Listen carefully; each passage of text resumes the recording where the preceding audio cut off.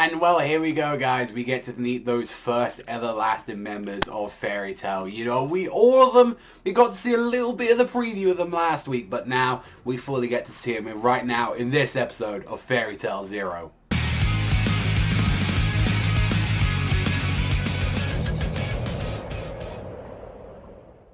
So this is a bit of a strange turn for Fairy Tail. Like, normally you think, like, let's settle this with violence. Let's have, like, an actual, like, you know, knuckle-dusted fight. Let's not think about strategy and stuff.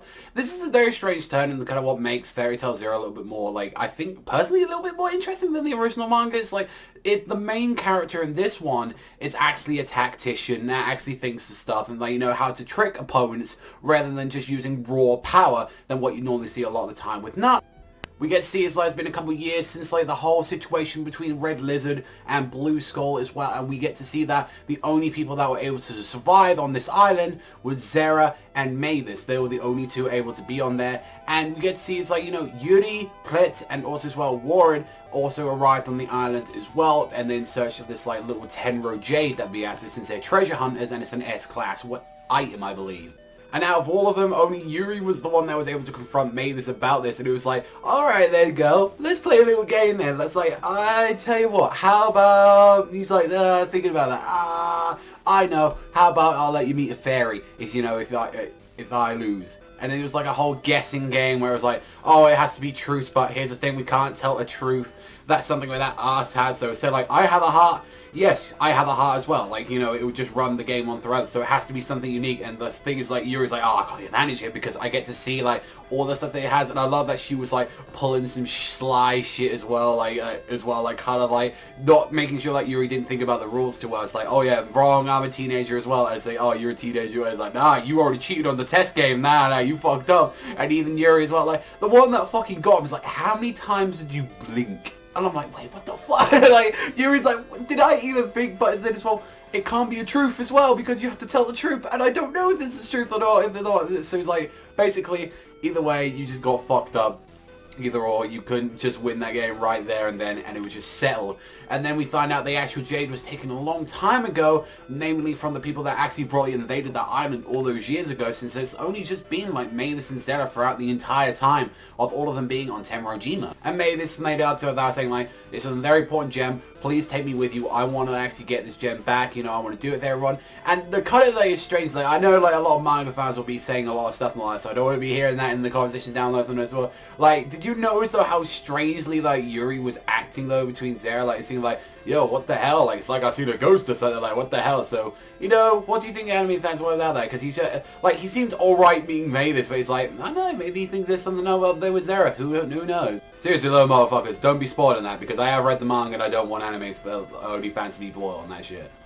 And something very interesting is happening next week, though, as you've seen in the preview, that they seem to like be going to like treasure hunting underwater, and this wasn't actually in the manga itself, if I remember, like it was about like 13 chapters or so, and this is like in canon stuff, so I do not know if this is stuff that like Hiro said he wanted to put into the manga. I don't know if there's been any interviews about that, or is this just the anime studio just wanting to do that. But a lot of people were speculating last week about, since the first episode came out, is that basically what's happening, since it's about like 25 pages in each like monthly chapter or so, whenever it came out, they were pretty much saying that, oh, this is what's going to be happening with like the whole series. It's going to be 6 episodes, so if that's like by judgment, if they are going to keep doing this, it'll be like one canon episode, one filler episode, one canon episode, one filler episode. Like, it sounds like they're going to be doing that, but I don't think that is what they're going to be doing, because also they do have some other stuff that they can do as well. They can also go back to the Natsu stuff as well, see a little bit of the training. Also as well, they've got that little Gildas thing that they still never adapted. They've got 2 of them that they still never adapted at all, so who knows, they could be doing something like that, or maybe they just might do something else, like, you know, who knows, maybe it might be do like a little joke episode like afterwards and all that, before, you know, stuff happens and all that in the manga. But that's definitely very interesting to see that happen, and it was a nice different turn for Fairy Tail, like, you know, Mavis actually using her head, like both her and ZERØ now going off with like Pret, Warrid, and also as well Yuri, and now beginning their adventure off the island. And it was nice to say like, oh, by the way, Fairy Tail was going to be formed in like 95 more days, and Yuri also saying like there was some stuff that went down as well, so you have to wait and see what exactly that was. But overall, I did enjoy this episode. I thought it was a good 7.5 out of 10. I actually really did enjoy it. I think it might be a little bit slow paced, or a lot of people that are expecting a lot of action out of this, but I feel that's not really the whole point of Fairy Tail Zero for the most part of it. It's just basically seeing the origins and all that, and seeing like how a little girl pretty much became the first master of fairy tales. So look forward to that when you get that revelation. Also as well, what do you guys think about that as well? For you manga only readers as well, what do you think about that? Are they actually just going to be doing like one like sort of in canon, maybe filler episode? I don't know, you have to check that yourselves.